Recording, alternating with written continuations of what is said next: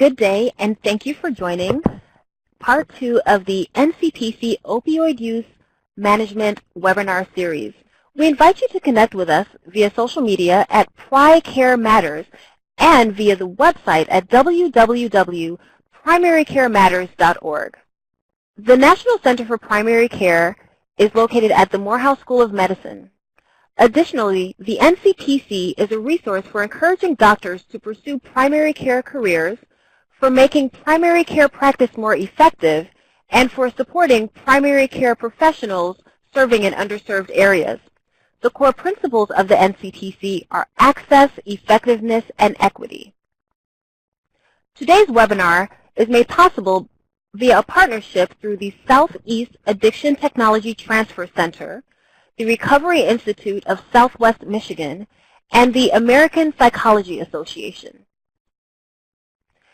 The objectives for today's webinar are to identify best practices for the integration of primary care and behavioral health, to examine methods for collaboration by various members of the care team, to evaluate the unique factors presented to healthcare professionals by individuals who are addicted to opioids, and to identify the role of recovery centers for primary care in treating patients with opioid use disorder. I present to you today's webinar entitled The Integration of Behavioral Health and Primary Care to Effectively Treat Opioid Use Disorder, presented by Dr. Edwin Chapman and Dr. Nicole Gastala. In compliance with ACCME guidelines, the following presenters have no financial or other relationships with the manufacturers of any commercial service discussed in today's educational activity. We will begin today's webinar with a recovery testimonial from Luca. Hi, I'm here. Super. So, Luca, we thank you for sharing your testimonial. Also, Luca will be available at the conclusion of the webinar for question and answer. She will stay with us through the duration of the webinar. So we'll begin with you sharing your recovery testimonial. Can you please tell us what led to your use of illicit drugs? So I first began using substances at 12. It was primarily recreational marijuana use that led to the first time that I used heroin at 14. Okay, and at what point did you experience challenges with your mental health, or did you recognize that you may have a mental health condition? So some of my earliest memories as a young child are being very anxious, much more than I had ever expected, and I always had very fluctuating moods, mostly on the depressive side. It was pretty much prevalent throughout my entire childhood and adulthood. So it's something that I've been maybe not necessarily aware of actively, but have always realized was there. And can you share with us the path of your drug use, kind of from beginning up until the point where you stopped using?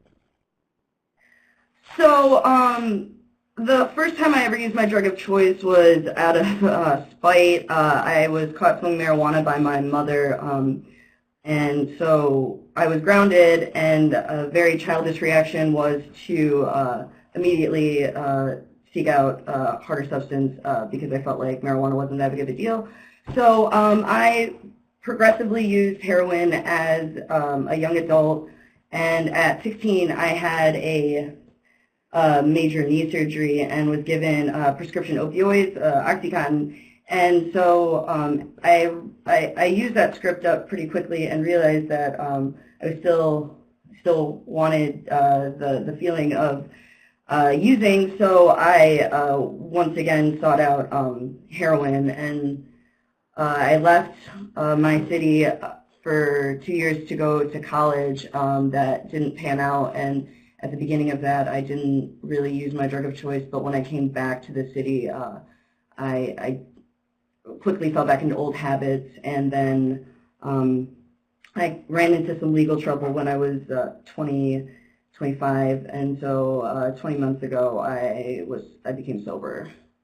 And what was the event or the series of events that prompted your intervention into recovery?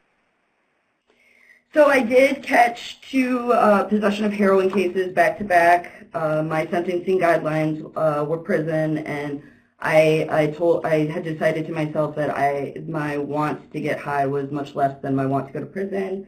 And so when I first got into recovery, I was placed in a government facility. And when I was in that government facility, one of my very close friends who I had introduced to the drug overdosed and passed away. So that was my first spark into coming into my own recovery, where I felt like it wasn't for an end to the legal system, but a change in myself. And how would you characterize your recovery now? My recovery now is something that it took a long time to really accept and come into my own with it, but it's something that I recognize while it is very hard. It's something that if I want to progress the way that I have been and to do things that I know I'm able to, that it's something I have to maintain and always work towards, because it doesn't ever end. I'll always, have this addictive gene or problem, but that doesn't have to define me, and that's something that is very powerful. Thank you, Luca, for being brave and sharing your personal testimony. And again, Luca will be available at the conclusion of the webinar for question and answer. We will now transition to Dr. Chapman, but before we begin Dr. Chapman's presentation, we have a poll question. The question is, do you work in a setting that integrates primary care and behavioral health? And Dr. Chapman, I turn it over to you. Thank you so much. I'm Dr. Edwin Chapman. I've practiced medicine in Washington for the past 40 years. And addiction medicine for the past 17 years. So being in an urban setting creates the same challenges that one might expect in a rural setting. And just going through some of those challenges, if we look hypothetically, the District of Columbia is pretty much like a square or a rectangle. And in this depiction on the left-hand side, we're showing the heterogeneous profile where patients are pretty much spread out evenly across the city. This would be ideal, and where you have services that are provided fairly equally. But that's not the case in most urban settings and even in rural settings. So the reality is that we may have a disproportionate share of patients living in one part of the city, and in the district it's pretty easy to divide east from west. So on the east side of the city we have fewer resources, only one hospital, whereas on the west side of the city we have 3 to 4 very large hospitals.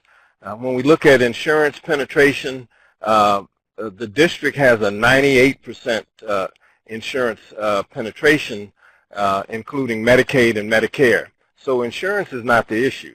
The question is whether or not providers accept Medicare and Medicaid. So we have a disproportionate number or difficulties for patients in accessing care because many providers, especially on the west side of the city, do not accept Medicaid or Medicare. The next problem is whether or not patients have access to those services. So even though the district is not very large, travel from the east side to the west side can be difficult, especially during business hours, where patients may have to transfer 2 or 3 times by bus. Parking is difficult, etc.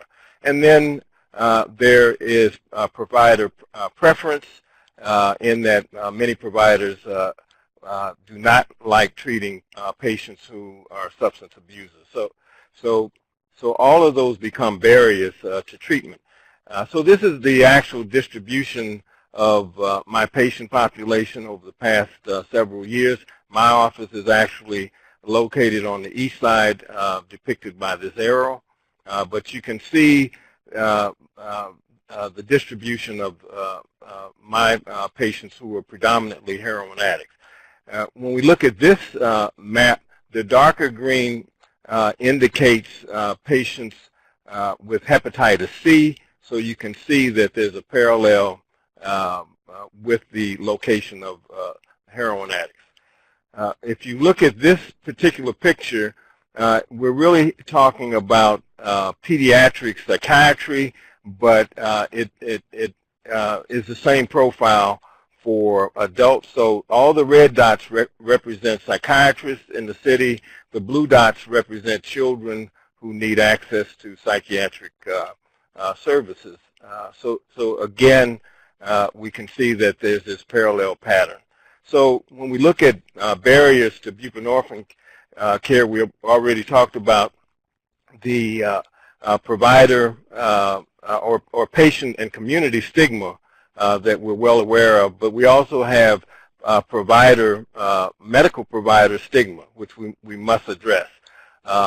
Clinic and provider shortages, both rural and urban. There are variations if you look at a nationwide map in terms of dosing parameters by insurance companies and state Medicaid, Medicare programs varying anywhere from 8 to 32 milligrams. And then we have the problem with provider caps. So in the first year, providers are only able to treat 30 patients at a time.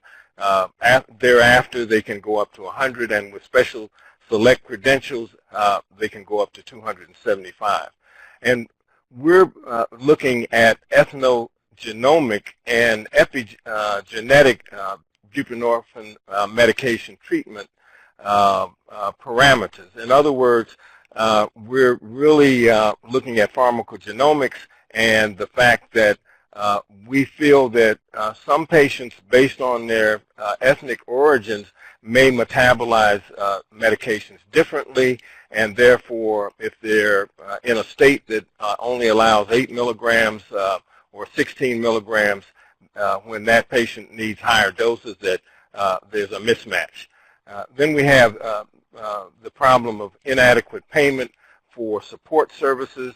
In our population in the district, the homeless rate is about 1.2%, but when we look at the patients who are opioid addicted, the homeless rate is around 43%, with 16% being either homeless on the street or in a shelter, and 27% living with friends and relatives. So we need social work support. And as Luca pointed out, opioid addiction parallels mental health needs, in that at least 50% of patients who become opioid addicted have at least anxiety or depression, as well as post-traumatic stress disorder, schizophrenia, etc. And then, of course, we have inadequate payment for community wraparound services. So these patients obviously need a lot of support. So one of the things that became quite apparent when I started treating patients in my office with buprenorphine, that not being a psychiatrist, my patients needed that support, but it became very difficult to access that support. And studies have shown that our patients do not travel well, in that they may come in for their buprenorphine services, but may not follow up with a referral to see a psychiatrist or internal medicine.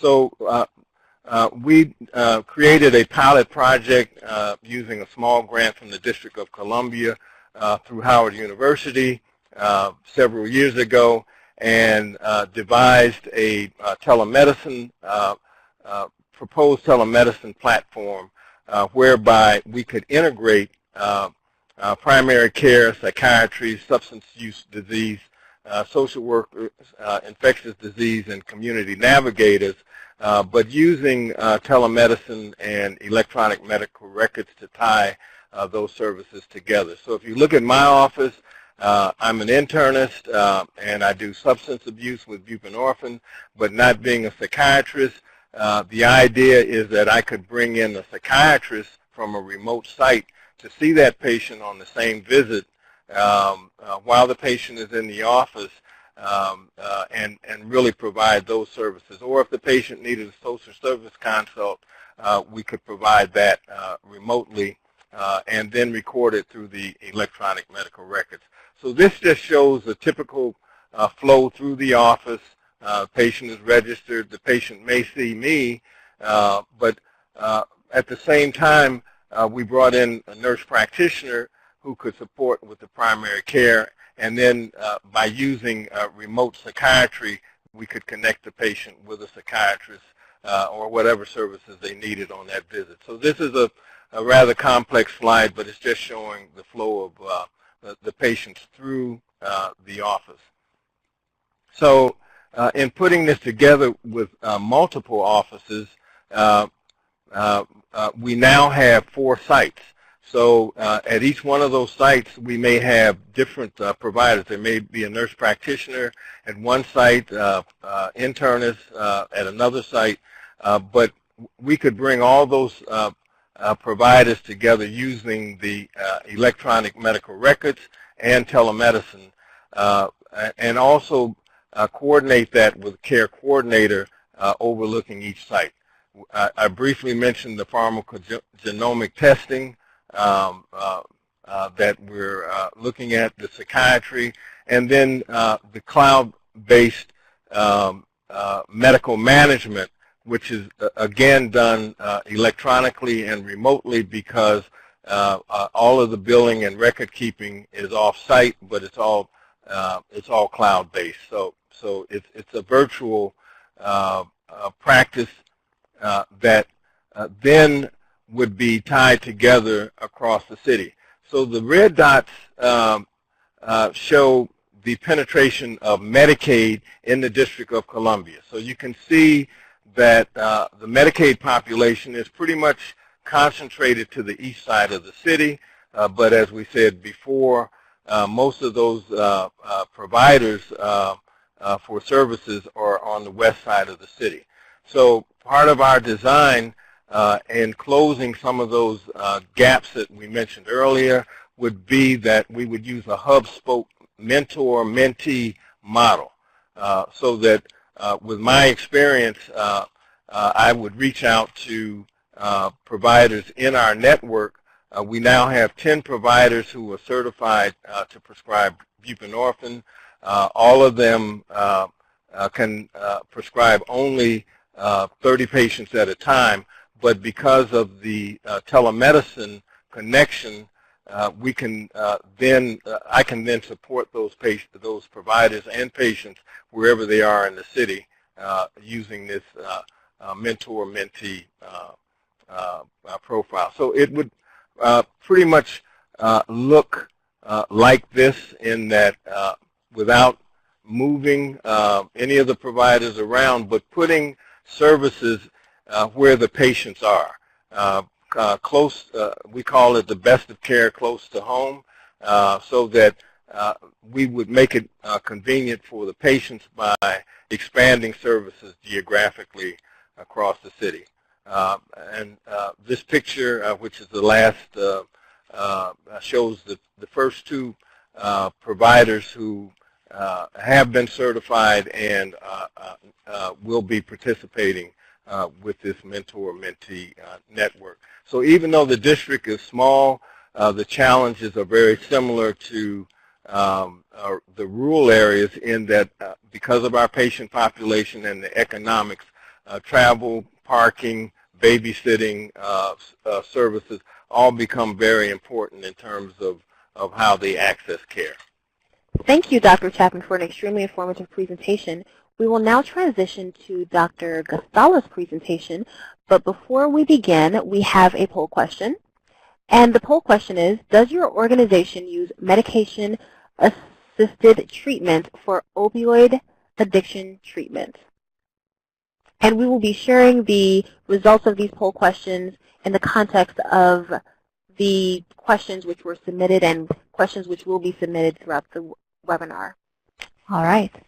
Well, thank you very much. I'm Dr. Nicole Gastala. I work in a town called Marshalltown, Iowa. So I have a picture in the next slide to kind of show where we are located. So I very different patient population and different startup a little bit than Dr. Chapman. I work in a rural federally qualified health center. We have patients, undocumented patients, uninsured, Medicaid, and Medicare. I have been in practice for about 2.5 years from graduating residency in family medicine. And I came to this clinic as part of National Health Service Corps. And when I started here, there was already a chronic pain program in progress. And as some of you know, with chronic pain management, the CDC changed their guidelines. They recommend, doing urine drug screens to check patients, making sure that they're compliant with their medication, not using illicit substances or having anything else, and doing pain agreements, alternate pain management.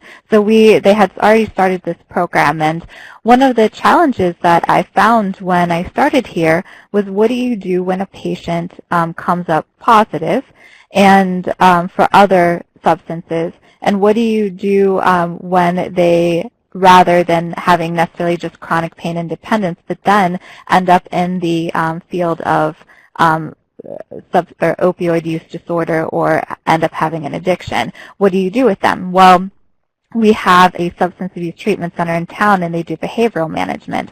But behavioral therapy alone without medication is not quite as effective, and it's only, I think, studies vary between 6 and 15% depending on the study.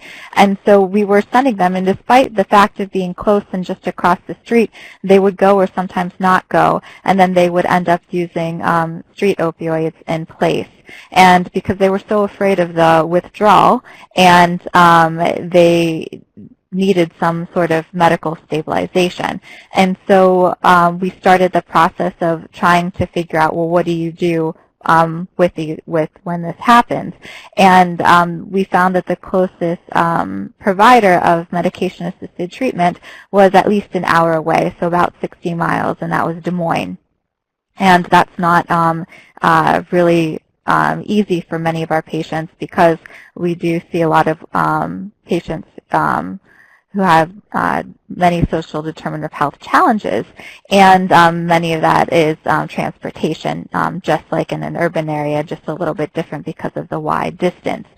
So we decided to start our own program, and it's been a very surprising and very satisfying part of being a family medicine doctor, because the idea is that you treat the whole person. If I don't treat their addiction, I cannot get them to care about their diabetes or their obesity or any of the other health problems. So we've integrated medication-assisted treatment within our clinic, and then we have worked closely with the Substance Abuse Treatment Center across the street, who provides the behavioral therapy. How we were able to get this to work was that we had a nurse who was interested in substance use disorder, and she works now at both this, we subcontract, and she works both at the site across the street and as well as in our clinic. And so she sees the patients between both clinics and does case management therapy. She's getting her CDAC. So it really forms that bridge between both organizations to really provide that additional care that some of these patients require, especially at the beginning when their life is really so chaotic. So this is where we work in Iowa, and many of our patients started on opioids, not necessarily heroin like Dr. Chapman's population, but prescription drugs. And the CDC had recently come out with some data. If you give a 1-day prescription of opioids, there's a 6% chance that they will become addicted, 8 days 15%, and 30 days 30%. And many of our patients became addicted to opioids through the healthcare system itself. Some have went on to heroin, but most of them are use pills as their opioid of choice. And so definitely a very different, patient population. So if you're in a rural area or an underserved area, or maybe you don't have a lot of money to be able to, create a big program, I'm here to tell you that you don't need that necessarily. The biggest thing is to use resources within your community that you already have, and then try to collaborate and build those bridges. It's not about maybe necessarily, for us in town, the mental health, the substance abuse treatment center, and us are all within a block radius. So there's really no need for me to have additional providers in this office, and we also don't have the space for that.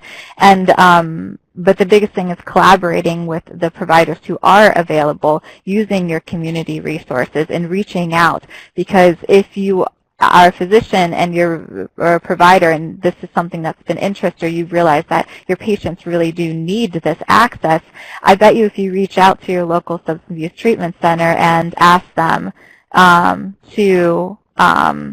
that you would like to collaborate, they would be very grateful and very happy, because a lot of times, because of the limit of how many patients a prescriber can have, the physicians and providers are really the limiting factor in patients being able to have access to care.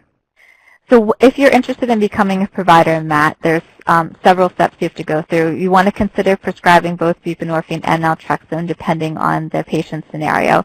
You have to complete training and obtain what we call buprenorphine waiver, or DEAX. This is usually about 8 hours of training, but it kind of just gives you a very introductory training. The best advice I can have is to get a mentor, so someone like Dr. Chapman, or reach out to someone in your local area. You can also, on the SAMHSA website, request a mentor and participate in Project Echoes, which we've done 2 of them now, and they have been really helpful, where you can discuss cases. As I said, I'm not an addiction-trained specialist, but I have had the opportunity to find mentors to help me manage these patients. Now, if you want to build it within your clinic, important things to consider at the beginning are, how are your patients going to be referred? When your provider gets a DAX waiver, you can submit that your name shows up online, and so patients and other providers can find you. And so about half of our patients, at the beginning, most all of our patients were referred within the clinic. After that, we started getting seeked out by patients in the community, and so you have to want to decide, how do you want them to go through the process of being referred. An important point is that when training your front desk staff to be able to adequately talk to these patients and describe the program and how you're going to start them out. You want to have an evaluation protocol, and as well as a management protocol in terms of how you're going to do the induction. How will you do the management? Are you going to see them weekly, monthly? Are you going to keep the medication in the office? We can't do that. We don't have the proper security for that. And then if the patients choose, what is the taper going to look like? And so these are all sort of things that you want to figure out before you start your first induction with the patient. And then really important aspect of getting the DAX waiver and prescribing buprenorphine is that the patient has to go to behavioral therapy. The medication helps stabilize the patient, but it does not help fix any of the reasons why they use opioids, or maybe perhaps they have anxiety or depression or underlying mental health. So all the medicine does is help stabilize them until they can learn the tools in their toolbox to be able to use better ways of dealing with anxiety or other medications or getting stabilized. So it's really important that you work closely with the behavioral therapy, and that it's required as part of your program. One of the ways that we ensure that is we have the patients sign a 2-way release of information, and then we go over to staffings and talk to the providers over there. Care management is very useful in that as well. Having a nurse or an MA be in charge of patients, making sure that they're going to their behavioral therapy is important. And then deciding how you're going to do your drug screens and the frequency. the way that we've been pretty successful here is we do team-based management. So once a week, we meet for an hour, all the staff who are involved in medication-assisted treatment and chronic pain. We discuss urine drug screens and how we'd like to manage that patient if anything comes up, or maybe we need to get the behavioral health consultant involved, or we need to get psychiatry more involved depending on what the patient's needs are. And then be ready to address their non-medical factors, including social determinants of health. So housing, employment, transportation, childcare, all of these are really essential in order to help the patient stabilize. So why become a prescriber? Well, as I said, it really helps the patient not go through withdrawal and help stabilize them while they undergo counseling and substance treatment. And in our community, many of our patients want to taper off because many of them have gotten addicted beginning with the medical community, and very few of them are heroin, so it's completely different patient population. Many of our patients do, in fact, want to taper off, and so that's part of our process. We talk to them at the beginning about it, gauge their interest, and then at about a year we talk a little bit more about that. And as long as they're ready for it, then that's the goal. Buprenorphine naloxone is safe and effective in suppressing withdrawal symptoms and blocking the effects of illicit opioids. It's also a very safe medication. There's much less chance of overdose. And many of the morbidity and mortality has been linked to drugs such as benzodiazepine use with it. So for the providers out there in the clinics who are interested and think they don't have a problem with patients like this, I guarantee you if you start screening patients, you will find that many of them, a good percentage, will have problems with substance use disorder. It's part of taking good care of patients to do their whole health, which includes mental health and substance use. So I highly encourage you to consider, because the complete change that you will see in your patients, and it's been extremely fulfilling, and I would highly recommend you consider offering that service to your patients. There is diversion potential, but it's much less than prescribed opioids or methadone. It can be done in the primary care office setting, as long as you go through those steps, and you really do have the ability to change patient outcomes in your community. So thank you. Thank you, Dr. Gastala and Dr. Chapman. We are now transitioning to our question and answer phase. And Dr. Chapman and Dr. Gastala, this first question is for both of you. Can you please begin by characterizing some of the social determinants associated with your population, specifically education levels, employment status, housing, and insurance penetration with the patients that you see? With our patients, most of them have Medicaid or Medicare, a few have private insurance who have substance use disorder specifically. And in terms of social determinants of health, some are homeless, but most of them live with family. Employment, some are unemployed at the beginning, but as we stabilize them, a lot of them go and seek out employment because it seems to be a part of the requirement if they're moving back in with their family or something like that, is that they do seek employment. And Iowa has a pretty low unemployment rate. I think it's about 3%. Let's see, what were the other questions? Other parts of that question? Insurance penetration. And education. Education level, usually high school level. Multiple generations, grandmothers, mothers, children. Most of my patient population, over 95%, are addicted to heroin. We're seeing with the older population, most probably, and I don't have exact details, have not necessarily finished high school. A lot of trauma growing up. So in this population, especially in the urban setting, we would have what we basically call adverse childhood experiences, and it's penetrated multiple generations.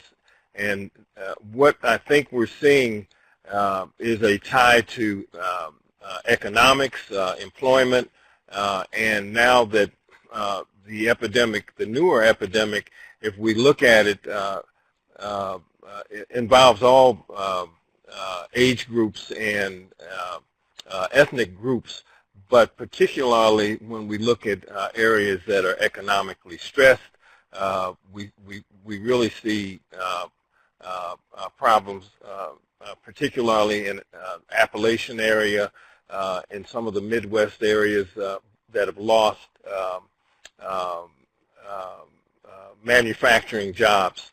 And I think there's a lot to be said for the use of opioid pain medications, the duration as you move up that scale to 1 month.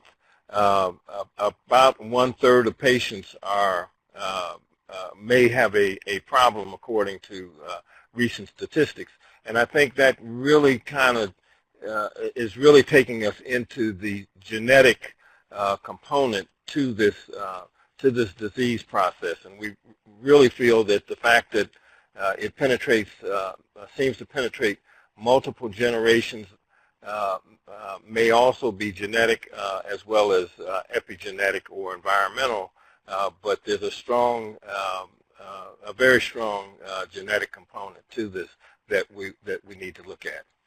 So my most compliant patient population is my buprenorphine population, and it's all about trust. The patients can feel when you are Thank you. The next question working with is them for when you're not Luca. being judgmental, and I think.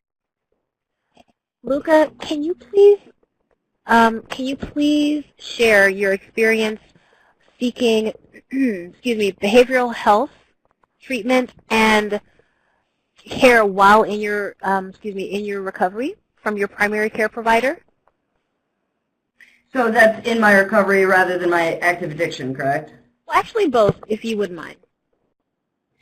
So while I was in my active addiction, I actually first sought help for my mental illness while I was in college, and I very much felt lost in the system. The college that I went to was very small.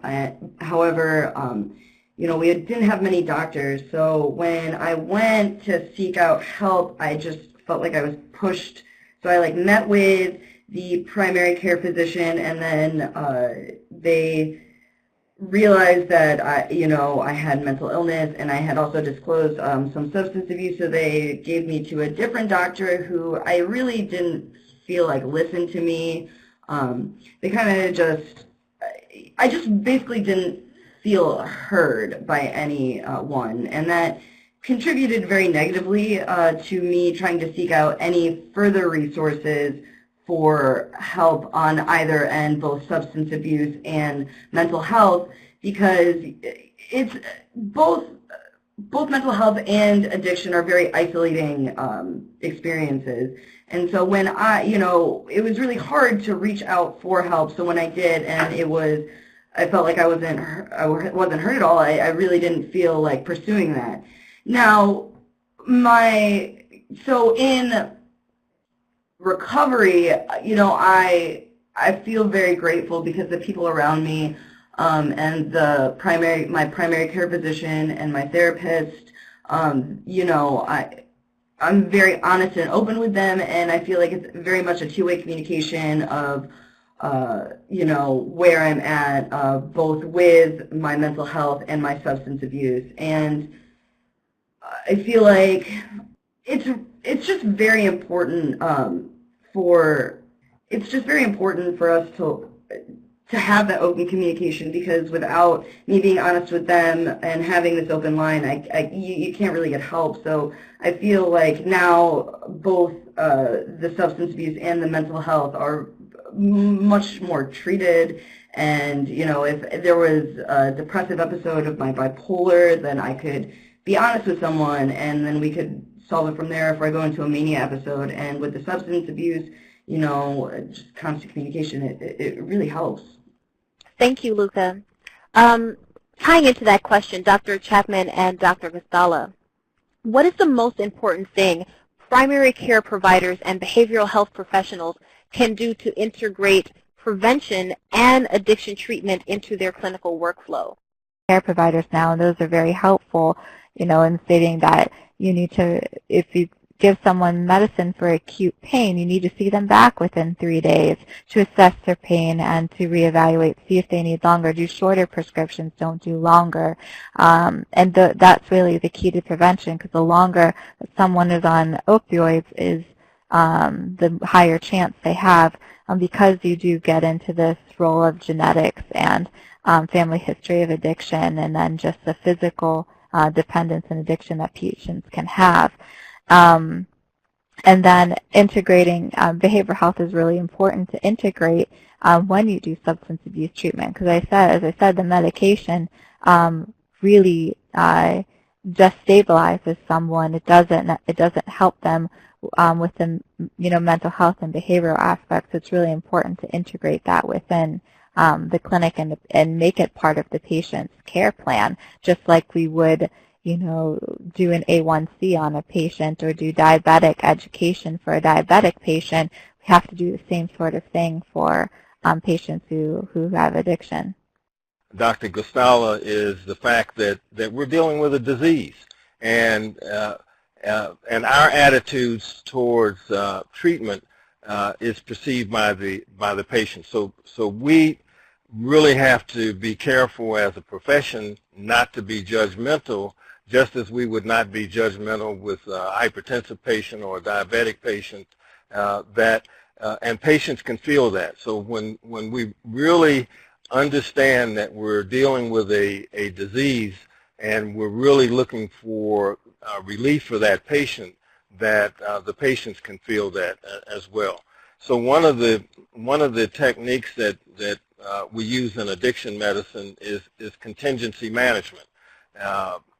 Initially, when the patients are unstable and we're trying to stabilize them with the medication, we see them more often. But as their urines or cheek swabs become negative and the patients improve, then I tell them from the very beginning that I don't want to have to see you every week. I want you to get on with your life. So we work towards getting those patients on the right dose so that we don't have to see them on a weekly basis and can begin to see them perhaps on a monthly basis. The beauty of the treatment process is, again, that we're able to pick up diabetes, hypertension. We're able to get patients in for screening tests like colonoscopies, mammograms, that normally would not be addressed. We're also able to reduce unnecessary emergency room visits, hospitalizations, and of course the infectious diseases that we talked about earlier, the hepatitis C, which is very prevalent in my patient population. About 60% are hepatitis C positive because of the duration that they've been involved in addiction, and 10% are HIV positive. So we're able to maintain those patients in active treatment in all of those parameters because of the stabilizing effect of the medication. So I don't have any preconceived duration of how long patients are going to be on medication. It's based on their stabilization from their mental health standpoint and from the way they feel with the medication. If they're comfortable with the medication, then we're going to continue it as long as they need it. Heretofore, we had not really gotten the types of detailed growth and development histories that we would like. But in the district, we now have a new treatment model that we're working with the city government and the health department on, called Health Homes 2, which gives incentive payments to bring Recognizing in that adverse childhood experiences can contribute to the use and abuse of opioids and other drugs, do you currently screen in practice for adverse childhood experiences? And if you do, what diagnostic measures would you recommend? So some patients are not interested in medication, and they do just behavioral therapy, but I have that discussion to work with the patient population.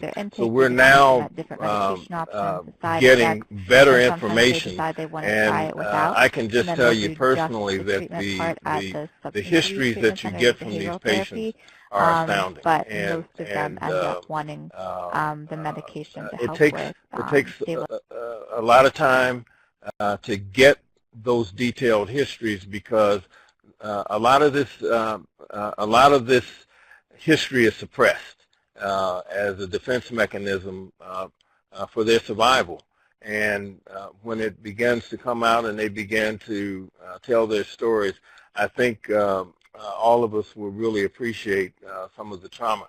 And when you look at some of the things that are happening in the cities with violence in the home,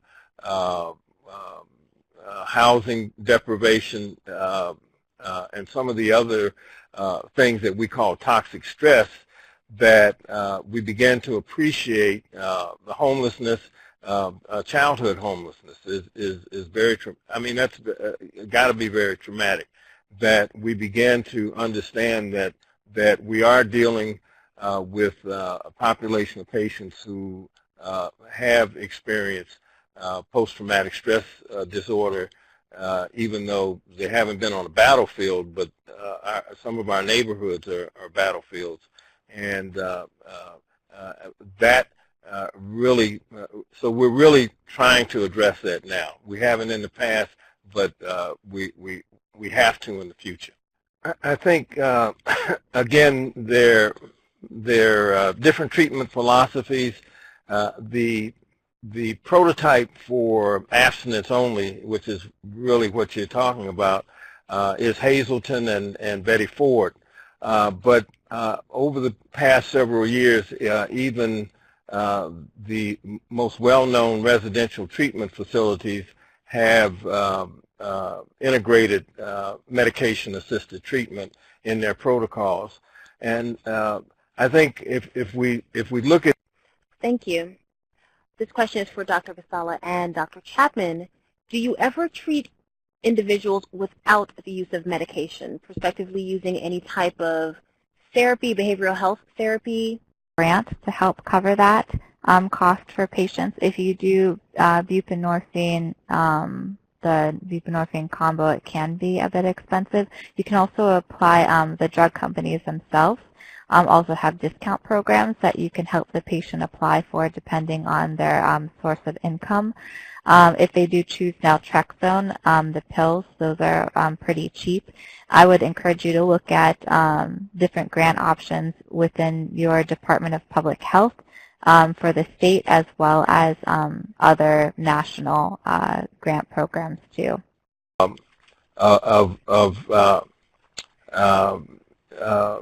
The residential treatment protocol, it's jail, it's incarceration. And what happens is when patients are taken away from the offending substances, their tolerance goes down. But once they return to the community, the state of Washington did a study about 11 years ago that showed the highest overdose rate is in the first 2 weeks post-incarceration, because patients return to the community, their cravings return, they try the same dose of substance that they may have tried in the past, and overdose in that first 2 weeks. The other problem that we're faced now in the urban setting is about 75% to 90% of our samples, our tox samples, are showing synthetic opioids, including fentanyl. And we've had, according to the chief medical examiner in the district, the first 5 cases of documented carfentanil, which is an animal tranquilizer that's 10,000 times more powerful than morphine. So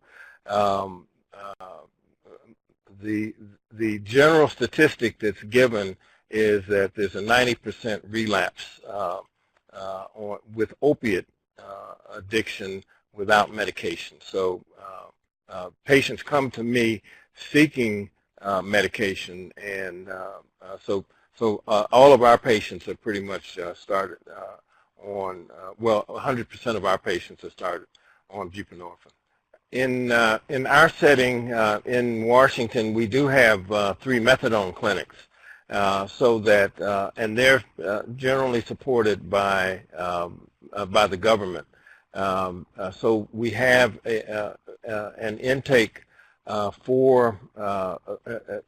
the government for screening and treatment. Most of those patients, I would imagine, would end up on methadone if they're going to be subsidized by someone else other than paying cash. Buprenorphine is expensive, and our next question is specific to MAT treatment or MAT. How are you able to provide MAT for uninsured uninsured patients? So that's kind of how we got started and why we decided to do a bridge, because we couldn't hire anyone additionally to do it. So we had to work with the staff that we already had.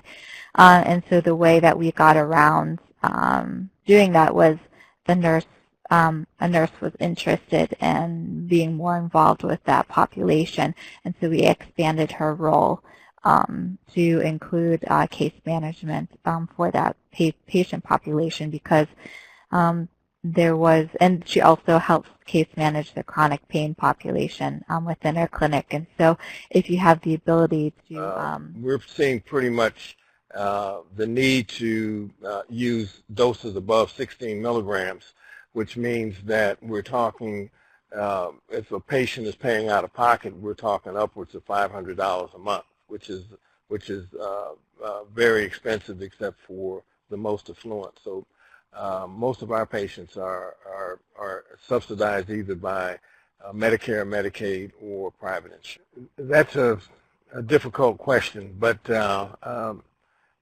especially in a private setting, because in order to do a good job, you have to have toxicology screenings, which does take time. The other problem is their insurance impediments in terms of what are called prior authorizations, where we have to contact the insurance company, whether it's a private insurance or government subsidized insurance, to get clearance for the medication. Thank you. The question is for either provider. How would you tackle opioid addiction in a primary care setting or patient-centered medical home with limited staff? And the reason why we did that is, you know, grants come and go, and you can't always rely on a grant to be there to help fund. And so the way that I set up my schedule for the day to help fund that position is I have a daily schedule that's family medicine, you know, general family medicine patients, well childs, you know, sore throats, things like that. And then I have a second column, and she rooms the patients and sees the patients, does some discussion, does the urine drug screen, and then I do a step-in for the ones who are, you know, stable, and I talk to the patient. But then, you know, she helps with some of that in terms of the therapy aspect and talking to the patient and gathering some of the history, so that when I go in, I don't have to spend quite as long, and then, you know, I end up double booking during those appointment times. But that is the way that we have gotten around, you know, needing or using additional funds, because sometimes it's just not out there, and you have to try to, you know, be creative within your own clinic in order to make it work. So do you mean specific patient examples? Sure. So I think the one patient I can think of, for example, he actually used to be he would sell drugs, a drug dealer, and didn't have a job. Became a drug dealer because it's cheap. You know, it's cheaper that way to get medications. And he quit doing that. He got a job at Menards. He's now assistant manager of his department, and he's been clean for over. Time consuming, depending on how often you have to get those authorizations. So it's a difficult question to answer, and it's one of the impediments that makes this a difficult process to incorporate in a medical practice. In the district, as I said before, we have over 80 certified providers, but only 9 providers actually treat Medicaid patients. And it's because of the added resources from the social determinants as well as the in-office services that have to be provided that become barriers to care. So that I think going forward, the reality is that the government is going to have to get more involved in supporting those practices that are taking care of these patients, because these patients are very expensive, whether they're treated or not treated. If they're not treated, then we're going to have added tertiary medical costs or overdose deaths or involvement in the criminal justice system. So it's like trying to hold water in your hands. It's very difficult to do, but we're going to have to address it, and overall it actually saves money and saves lives. So with my population, we have about 300 patients now in our network total. Retention rate in treatment is the parameter that we look at the most. So at 6 months, we have an 85% retention rate. At 1 year, 78%, and at 18 months, 70% retention rate. So using a harm reduction model, it means that as long as we can keep that patient coming back, even though they're not perfect, their tox screens are not perfect, but if their behavior improves, we will not be able to answer all of your questions today, but we will share your questions with the presenters so they can provide answers and suggested resources. So the closing question for Dr.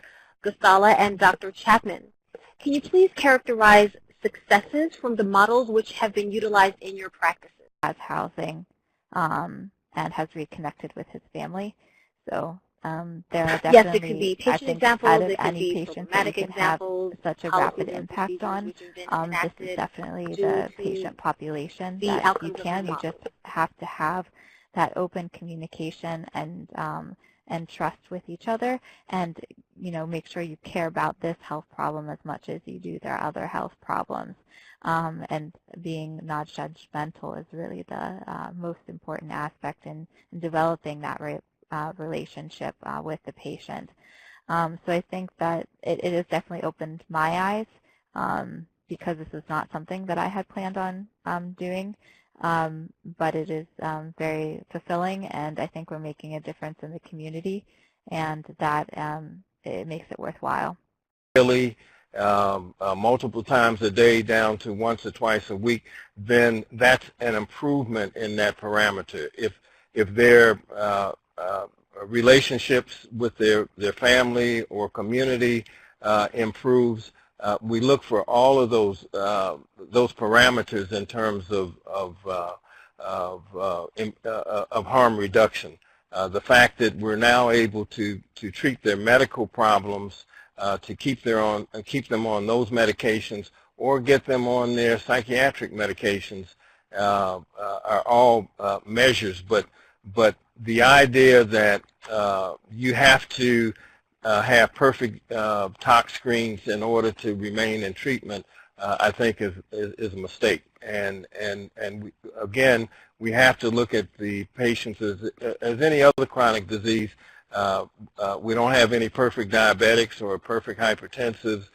We just have patients, and we want to keep those patients, we want to make them the best that they can be, and we measure them against their own baseline and not by any other standard except that they're getting better, and that's all we can hope for. Dr. Gustala and Dr. Chapman, thank you, and Luca, thank you so much for an extremely engaging and informative and educational presentation. And to our participants, we thank you for registering, we thank you for attending, and we encourage you to complete the remaining parts of our educational series. Part 3 will be airing on November 7th. Additionally, you can access the webinar recordings at www.primarycarematters.org, and you can connect with us via social media at PriCareMatters. This concludes today's webinar, and we thank you for your attendance.